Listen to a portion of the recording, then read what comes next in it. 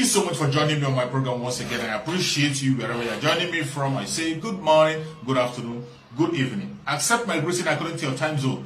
If you have not subscribed to my channel, please kindly subscribe to my channel. Click the notification bell so that you'll be notified each time I upload a video. You can be among the first to receive it. Then go to the comment section at all time. Leave your comment, drop your contribution. If you have suggestions, make it out there. If you have any criticism, put it down on the comment section. It will make us to get better, presenting you a better program. But it's such a pleasure having you here. And there are some of the questions that have been coming out. A lot of people are sort of like worried, and Nigerians are really worried with the fact. Why are they worried? That if there is swearing in on May 29th, and that it is the person sworn in, the president-elect we have right now, we use that to his advantage. So that's part of the worries. Let me allow you to take that on from there. Aisha. Yeah. I have been blessed to have lived the better part of 55 years, and I'm Nigerian. And I have never been more hopeful about the liberation of Nigeria than I am at this moment in my life. I left Nigeria about 5 weeks ago, precisely because I didn't want to be dealing with these small talks about what might happen or not happen. There's clarity. Everything evil about Nigeria has coalesced into the person of one man. Everything that we have ever complained about Nigeria, everything came together on the 25th of February and produced the president-elect. You know, when you are cooking jollof rice, every one of his ingredients is at the base of the pot. So we say bottom pot. That's where his sweet pass. If you have ever stood for evil in Nigeria, it is embedded in the person named Tinubu. In any way, shape, or form that you have ever stood against evil in Nigeria, it is in his person.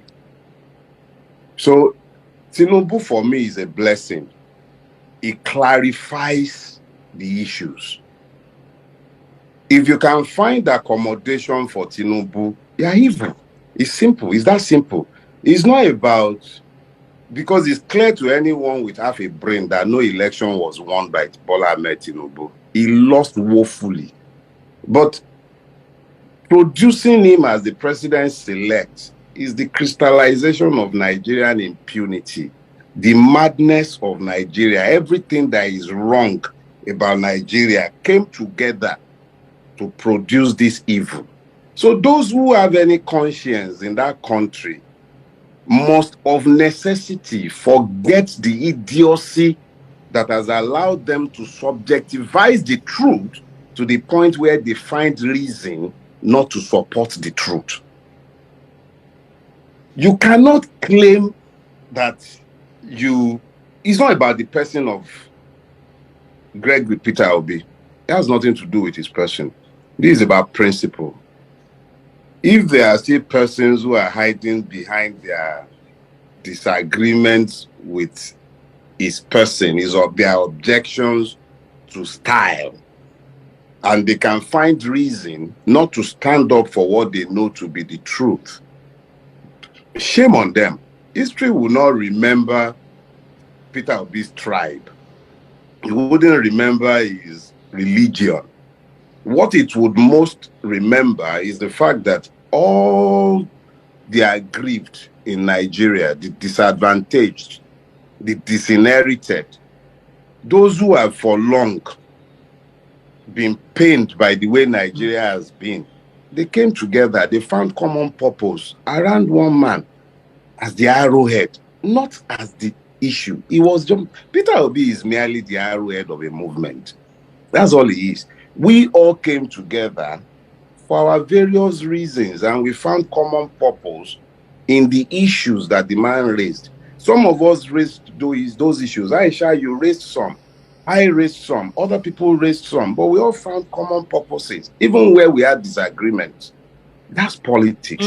We chose what was offered as an electoral process. We staked our reputations behind a faith that the electoral process would be worthy of support. A law was passed. We stood behind that law. That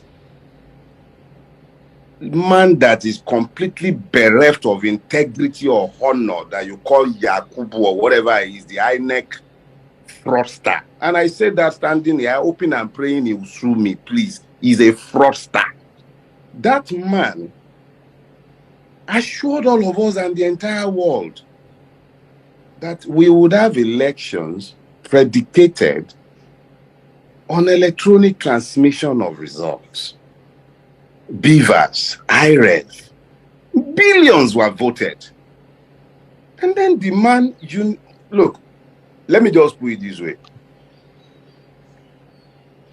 I don't know by what, there were two choices when this happened. We could have gone on the street and started making noise, offered them the opportunity to kill as they had always killed, and then we would have all been talking about normalizing the situation. We'll be talking about peace. Those of us that they would have picked up, they would have picked up. Then they will be talking about free this and free that. Then we'll be talking inauguration. And then there would be normalcy, and Nigerians, as usual, would have moved on. But we knew that that was what they would have loved. See what we done. We did not cause any fight. See all of us, peace-loving. We stand for peace, but it is not at the expense of truth. Bola Ahmed Tinubu did not win any election. There is no person known as Bola Ahmed Tinubu. There is a chimera, somebody who is lying, some figment of somebody's imagination somewhere, who has named himself Bola Ahmed Tinubu, around whom all the evil men in our country have coalesced. They are the ones who might believe that there is something they can win. They've won nothing. When the day comes, we'll see what will happen. A day never break. Maybe they say your president selects. I don't know what day they say they are doing whatever they are doing. Let the court tell us how this wuru to the answer will stand. It's always good now. Let the court dance naked in the marketplace. You remember now? Sorry, say I just a talk go. You know, I don't bottle up too many things. No, go ahead. Go ahead, bros. Over go 1 ahead. month. Look at it this way.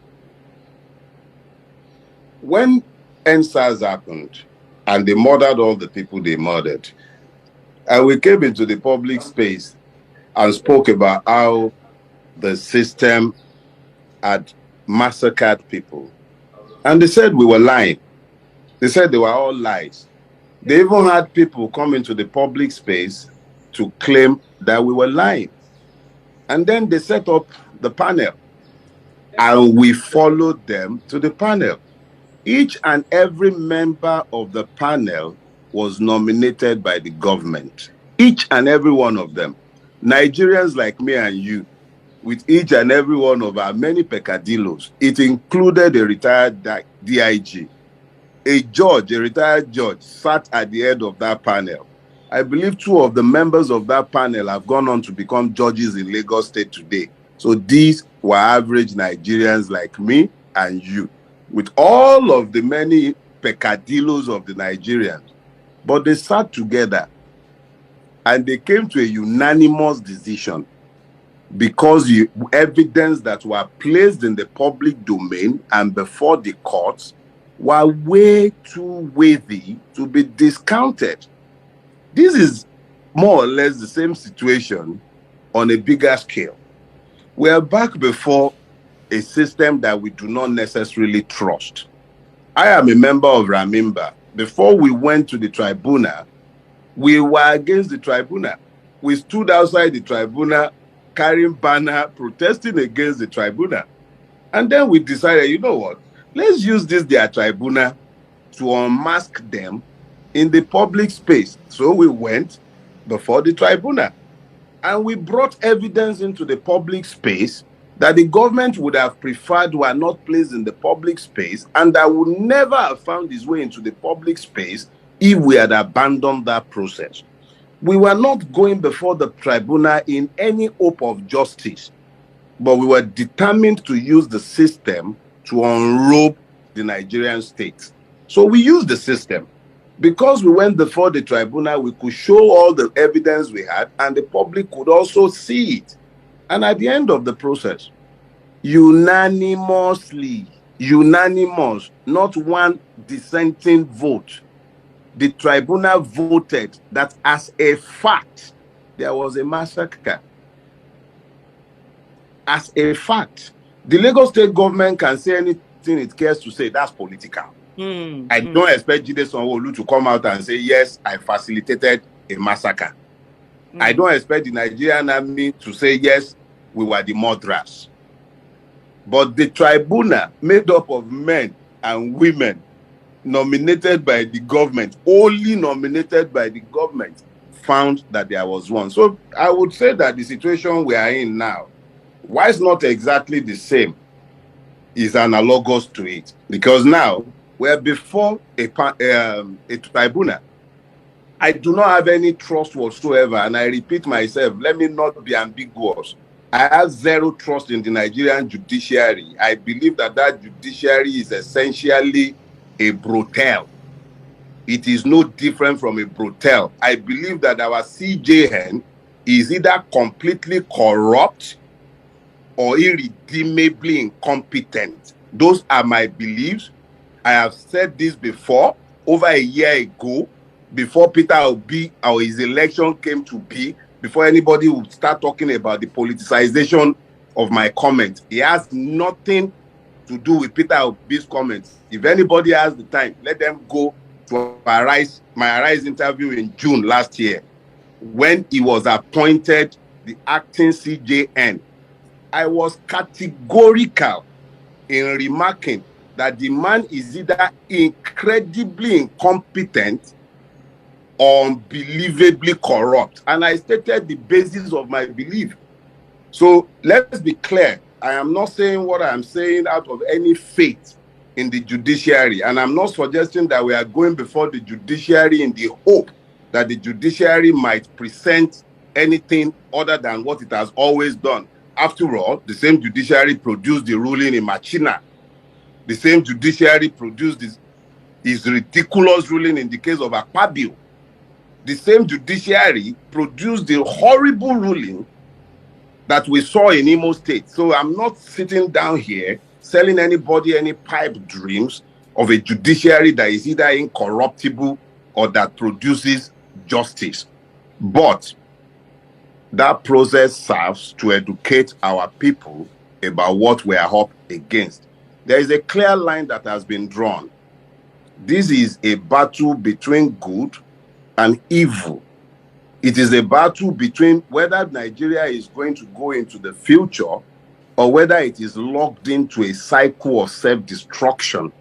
Because I cannot for the life of me understand how any country that is desirous of going into the future can be yoked to the career criminal that they have produced as president-elect against the expressed will of the people. If he had won an election, that would be different. If he had won an election, it would simply mean that that is the ugliness and beauty of democracy. We would have had to accept it. But Bola Ahmed Tinubu, whatever his true name might be, did not win any election. He is attempting to steal one. And it is the duty of everybody who has a conscience and who is truly, truly desirous of a Nigeria worthy of being bequeathed to our children. We have a duty to oppose this. My very own brother, you know, I could listen to you for ages and just not even say anything because I'm just nodding. I'm like, you're speaking my mind. You know, you're just speaking. You know, I've been quiet for a while. So yes. even when I asked you to do this, you say you did give your reasons why and I'm so glad that you are here, because it's like when you keep saying the same thing again to people, they're coming, they begin to feel, oh, okay, what's this person trying to say? But hearing you also reinforce that, I hope a lot of people will see more of that. Like you rightly said, protest was not the way to go. Protest was what they had already planned and were waiting for. Yes. What to do with, and they would have brought in everything. They first of all bring in violence, just like they did NSAS. They will be the one perpetuating the violence, but then they will say it's us. Yes, and then when they do that, the state will now have legitimacy to bring in arms to protect the state, to bring in the security agents, and they will kill people. And after that, people will be saying, since people have died so many times, so say this, let's leave that one. Let's just continue with governance. That's what they were all planned for. And the fact that people did not do that rattled them. That's one thing I always continuously want people to understand. That rattled them. That's why we are fascists. And there are all sorts of names, and Yeah, look, Aisha, the true idiot is the person who does not learn from history. That's the true idiot. I am blessed to have lived a full cycle. I've been here before. I was here in 1993. That's where we're back in 1993. In the immediate aftermath of the election, I remember making this point. But a lot of people didn't hear me because they were emotional, and also because a lot of us have learned to subjectify the truth. Because it is Mr. A, it is no longer true. But when it is Mr. B, it becomes true. I have seen some of my dear friends who have celebrated the electoral theft by Tinubu, not necessarily because they love Tinubu, but because they have taught themselves to hate Peter Obi, and they imagine that it is Peter Obi's loss. They conveniently ignore the fact that it is our collective loss. If Peter Obi becomes the standard by which you tell the truth, if his involvement shades the truth for you, if it makes the truth less true, then you should look at yourself, not at the man. But what you're seeing today is a situation where, because we have lived these cycles, we can recognize where we are at. In 1993, by this time, they had turned Abiola's mandate into a Yoruba mandate. They had begun the process. And that was exactly what Tinubu and his cohorts have attempted to do. They've attempted to make the Peter Obi mandate an Igbo mandate, a Christian mandate. It's always been their case. They always find how to reduce popular mandates to narrow lines, so that they might then talk about it as though it was not national in nature and it was only sectional. So that's what they've labored very hard to do with Peter Obi. The most obvious of the lies was to have attempted to target an Igbo mandate, conveniently forgetting that the same man won. I'm saying so full chest. He won in Nasarawa, he won in Taraba, he won in Plateau, he won in Benue. Are you getting me? He won significant votes in places where they would once upon a time have merely said the North voted this way, or the North this, the North that, subsuming human beings behind ethnic tags. But for once, Nigerians came together as one, and as they did in 1993, they are attempting to do now. Divide the people along lines so that they might legitimize what they have stolen. But unfortunately for them, and fortunately for us, we have seen it before. It's not going to work this time around. We are not playing that ethnic game, and it's not about religion. They wanted it to be about religion from day one. Muslim ticket. The same people who wanted everything to be about religion are the ones turning around accusing others of religiosity. The same people who wanted it to be about ethnicity are the same ones turning around, branding it an ethnic. So when you've seen these cycles, you would understand very quickly that in reality, Peter Obi is Abiola in this cycle. Tinubu is Abacha. And that's dotted in Asorock that you call Buhari. That's Babangida, lame duck, complicit in evil, incapable of delivering on the promises of a nation. That's what you are saying. So we've seen this cycle before. We will not tire of telling the truth. If it means going into another cycle as we did in 93, we will. But the one thing that is clear, Nigeria cannot call itself a democracy and enthrone an electoral criminal as its president. It's not possible.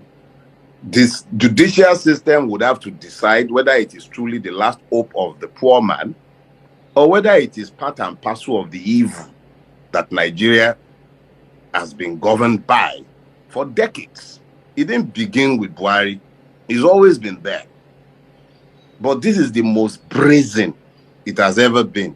And it will be entirely up to us to reject this or embrace it. You can count on me to reject this. This is not happening. It's not happening with my consent. It's not going to happen.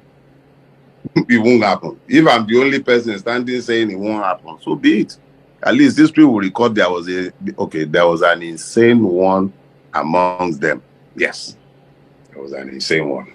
It's better to be insane than to believe in corruption and feel that one is hopeless and continue. Me on I know they call waiting they do us corruption. Our case not be corruption. Me on I know they call and corruption. What do we go call them? What do we go call them? You are either going to, and I'm serious about this. When you can only speak in terms of corruption when there are cause and effect, when there are consequences to the deed that you are calling corrupt.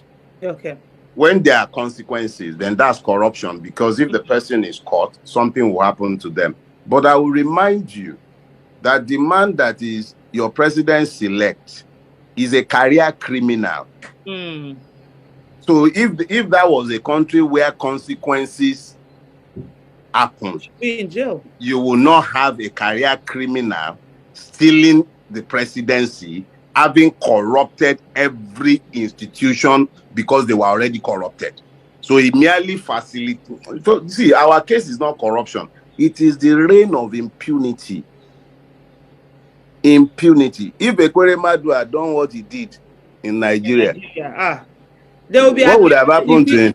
They'll be abusing the people that are even asking for justice for the... Some people are already abusing those who think that Ekweremadu is deserving of his punishment. Yeah, and it's not just the government, it's the people themselves. So don't call it corruption. Our case is that we've become perverse, completely perverse. Once there is no purpose to genius, it becomes perverse. That's what we've become, perverse. Impunity governs us. Perversion have become our way. It is now that we need to decide whether it's full-blown or whether it's reversible. And we will